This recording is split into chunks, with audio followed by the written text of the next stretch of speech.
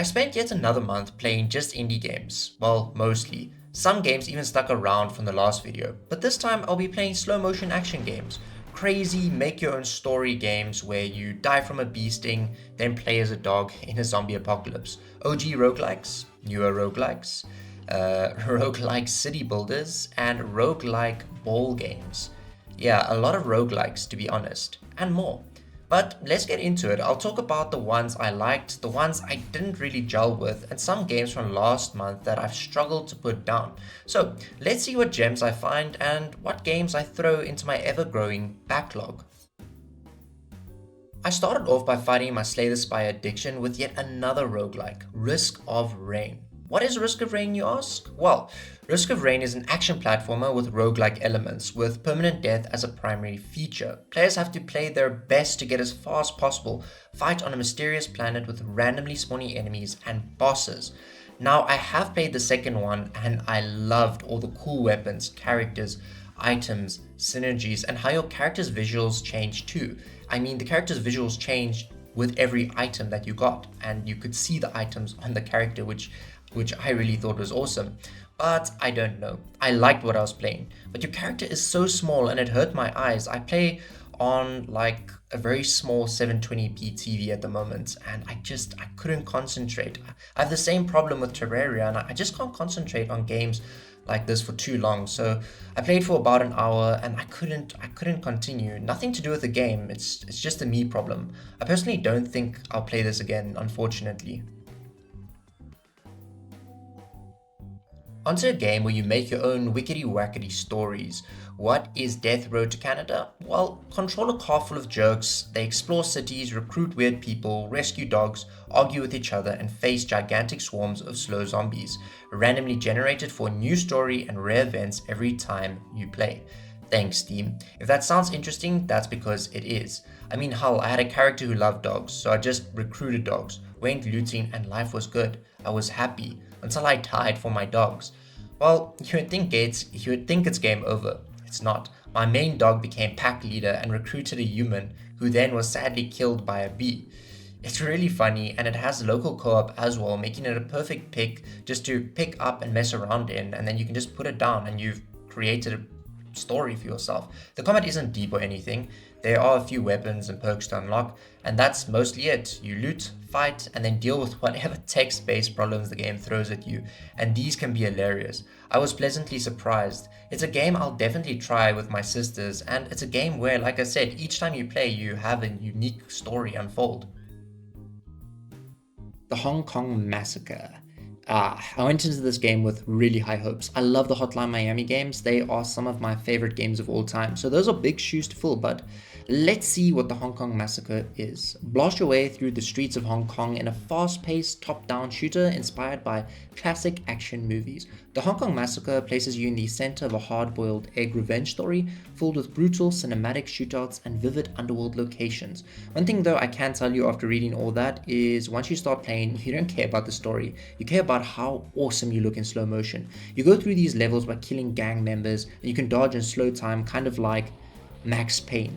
But what's really impressive is the environmental destruction and damage feedback. It looks like it was just ramped up to 11. Doors and windows explode into splinters and shards, bodies look like pop balloons. All the destruction effects are awesome. After doing a few floors, it's a boss fight. Yeah, I'd say it's a bit weak. Run, shoot, hit room, kill boss.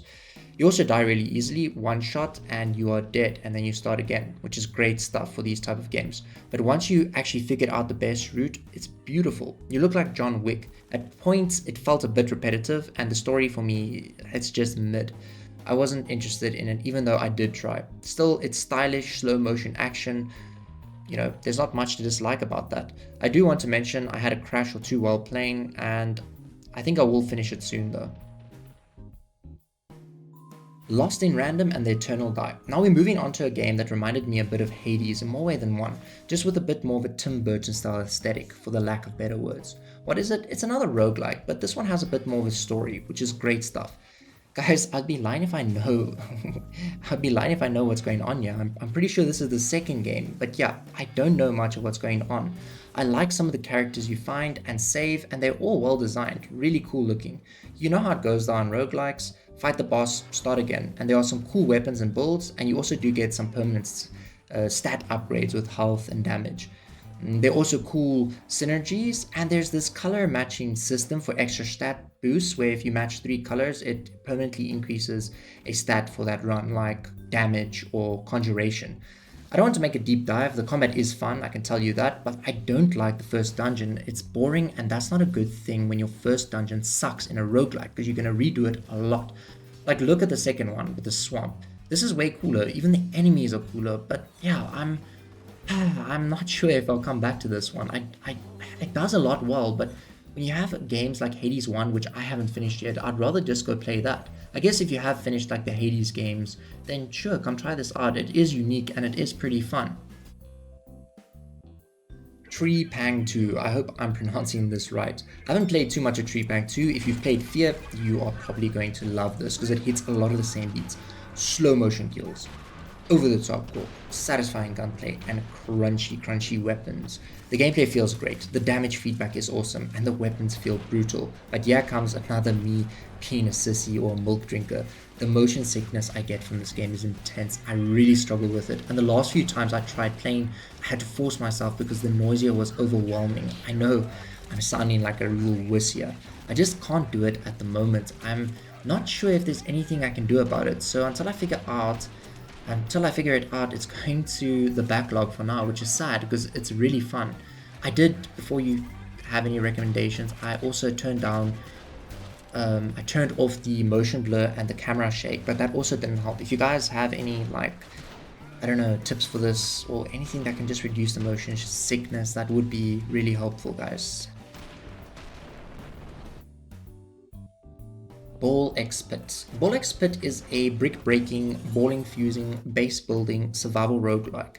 Battle hordes of enemies with ricocheting balls and gather the riches of the pit to expand your homestead, generate resources, and recruit unique heroes.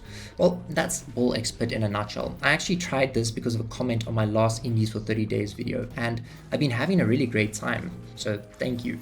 You can make yourself really powerful as well, and there are lots of characters to unlock, each having their own different playstyle, and there are some cool synergies as well. The city building kind of reminds me of Dungeon Keepers 2, only because you clear ground in squares. I don't know why I'm making this comparison. It's just like, I don't know, it's like a nostalgic, I don't know, hit or something, or I don't know, connection that I'm making here, which doesn't really make sense, but let's just continue. Anyways, it's a great time, and actually pretty lengthy. I think this game can take you quite long to finish. At points it can feel a bit grindy, that's kind of what comes with the roguelikes, but I like it and I'm probably going to keep playing it, so stay tuned for a video on it someday. Dungeons of Hinterberg. Alright, pull it up, Steam. Discover the magic and lore of the Alps in this acclaimed action adventure. Forge relationships with locals to help you solve puzzles, battle monsters, and uncover secrets of the legendary Dungeons of Hinterberg. So this game is gorgeous, no doubt about that. The dungeons are also cool with puzzles and there's some combat.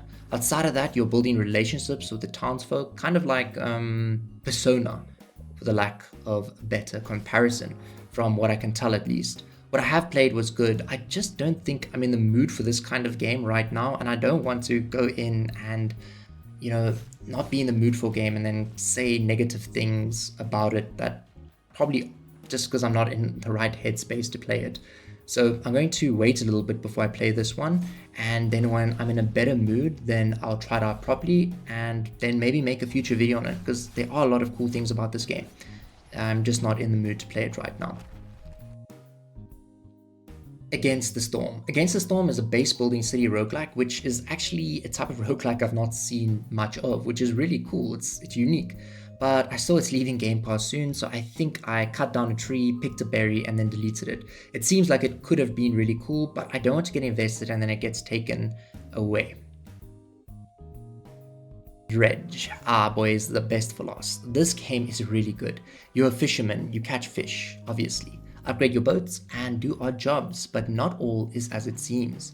Night is dangerous and dark. You can't see far in front of you. Locals don't seem right either. There's stories of people going insane and mutated fish are being caught. I must say, this game has absolutely hooked me, no pun intended.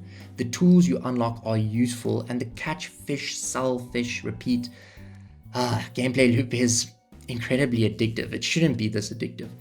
The breaks between those peaceful moments of fishing are usually dangerous too, with me finding old shipwrecks way past dark. Also, not to mention the art style is fantastic. I think I'm going to make a full video, not video, but video, boys, about Dredge because it is really good so far.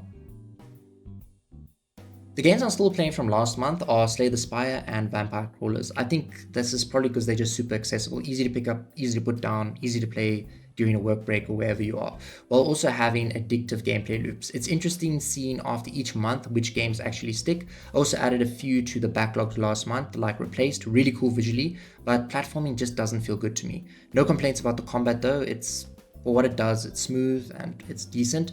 What's cool about last month's games is that I finished most of them. I think this month was weaker for me personally. There are games, yeah, that I probably just won't try again.